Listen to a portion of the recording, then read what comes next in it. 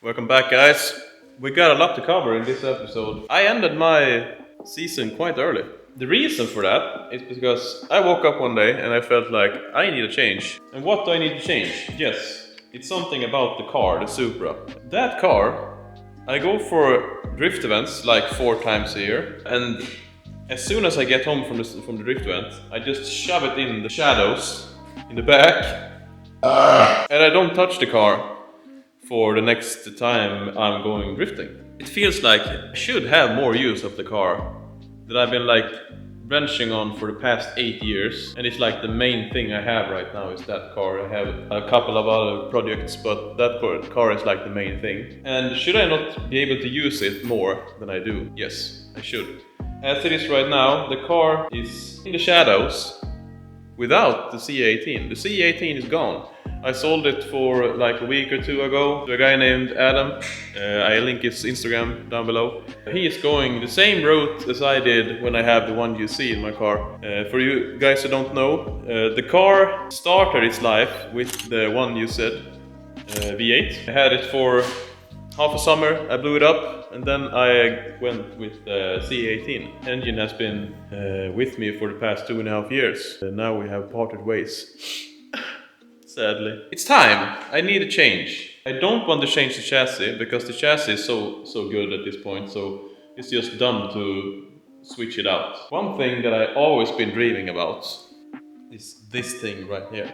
This is like a controversial thing. It's like trendy nowadays to go 1JZ, and the car has not been trendy from the beginning. But at this point I feel like it's going to have a really good purpose in the end. I have been like dreaming about having a 1JZ since I was a kid, and since my brain started to do something in there, and I can understand that these engines is so fucking cool. And you notice that it's a straight 6-cylinder with turbo from the factory. That's hard to beat. At least in today's standards, because you don't see this quite often today.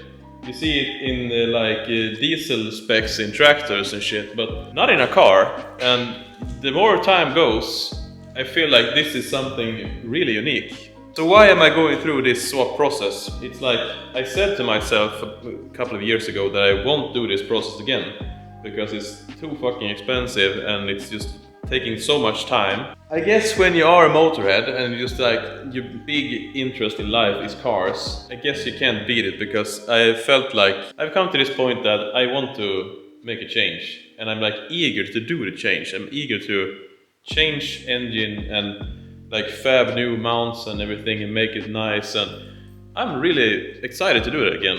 And in the end, a 1JZ Toyota engine in a Toyota Mark II Supra that has a 6-cylinder from the factory is a really fucking cool upgrade. I'm going to go with the 154 gearbox, and the car has a W58 from the factory, and it's almost the same gearbox. Only thing that this is much beefier and stronger. The gearbox mounts with like the OEM crossmember and everything, and that's a nice thing. It's a nice touch. So it's going to hopefully feel like OEM in the end. I can get the speedo to work again. I'm going to mount it with, I think I'm going to mount it with some kind of a like reinforced OEM like motor mounts, not the pulley pushing thing that just rattles like hell. So you can like drive it nicely and still have the power and everything in the sounds, and it's going to be a more like all-time use thing. Then I can drive it on the street and enjoy it, and not having the C18 like rev like 4,000 in 90 kilometers an hour, like rattling, just noises everywhere. It stresses me out as hell, and I don't drive it on the streets because of that reason. So hopefully this will open up some new possibilities for the car being used as I want it to be used. In that case, I'm going to try to like make it street legal as well and register it and everything. So it just it feels right to do this, because it's going to be a Toyota engine in a Toyota, and everything is going to work like it's made from the factory, and that's the thing that just it feels so nice. It feels so nice. So what do we have over here? Most of you guys already know what it is, but it's a 1J VVTi. You can see it on the valve covers. It's pretty much stock as I can see. When I bought this engine, it was a really strange thing because I bought it from a guy who is pretty well known in Sweden about JDM's cars. He's run an import service for a long time, and he didn't really know anything about the engine. And that's usually like a really strange thing, because if you have a 1J laying around, you should know what it is, because it's not everyone who has a 1J standing in their garage. And I know what you guys are thinking right now, that this is something that it's something wrong with it. And I kid you not that I'm feeling the same thing, because I haven't looked over this engine yet. The only thing I did was lifting the valve cover, and I saw that it has ARP head studs. That's nice. It looks like they have it's a new MLS gasket, multi-layer steel, and there is a HKS belt. It's a stupid thing, but it's like really nice to look at. I don't really know if it's doing any good or not, but it's like just nice to look at.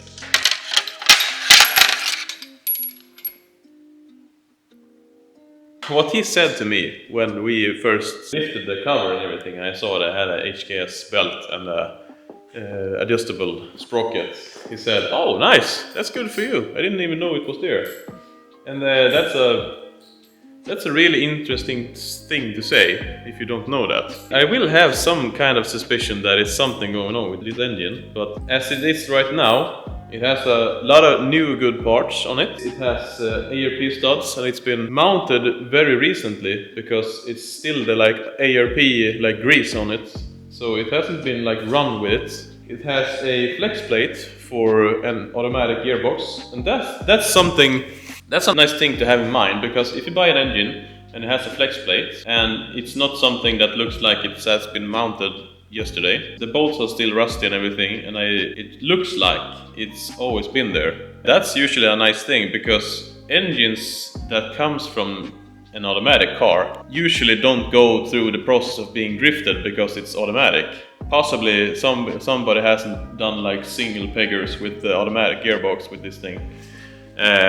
So that's my conclusion with this, but I still will be left with some insecurities why this engine has been standing the past years and not being used.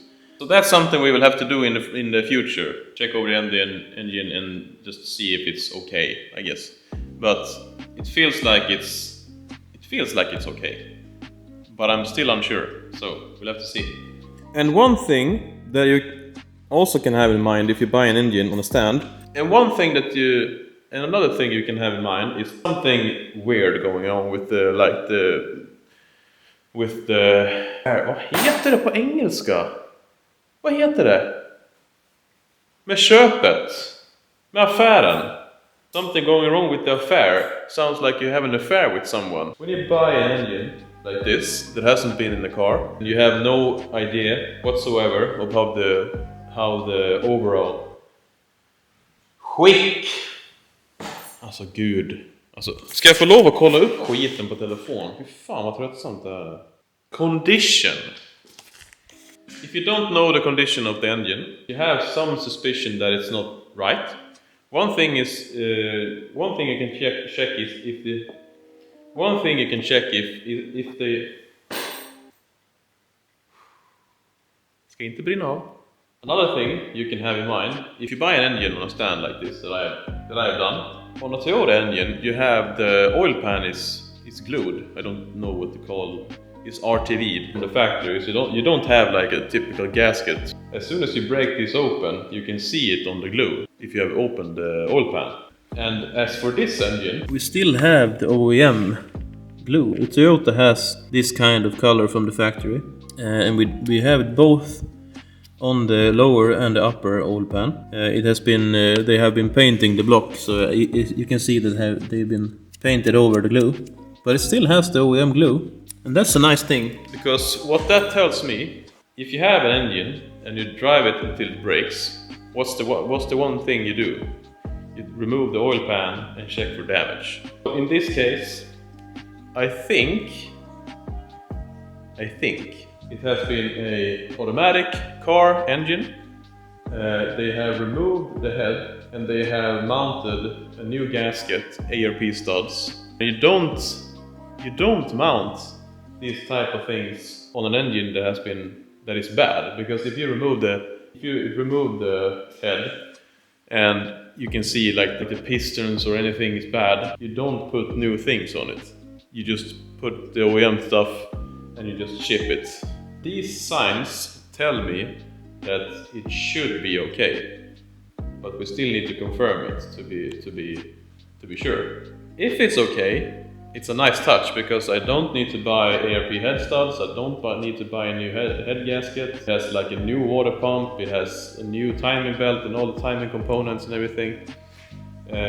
So I don't need to do anything, buy anything else. And that's a really nice thing, actually. So this is where the car is right now. If you haven't seen this car before, go check my other videos, because I have a complete build series when I first mounted the C18 and everything in this car. It's a Mark II Supra, and I have front and back suspension from an S13. So I have the complete like rear and front subframe and suspension, everything, and some cool mods from like the Japanese drifting days. It's been treating me well. It's a nice car. Very nice car. So I'm really eager to start mounting the engine and everything, because the one main thing we need to do is buy new mounts, and then we need to buy...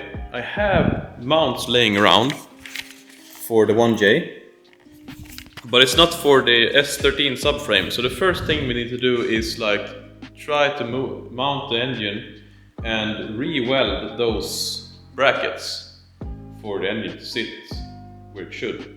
But that's something that would have to wait for the next episode. But now we're up to date. You know what's happening, and you know what you can be waiting for this winter, because it's going to be a lot of episodes of me fixing this Supra to be the best Supra that I can possibly have. If you haven't subscribed, I know you do already, but just a reminder, and we'll see you guys in the next episode.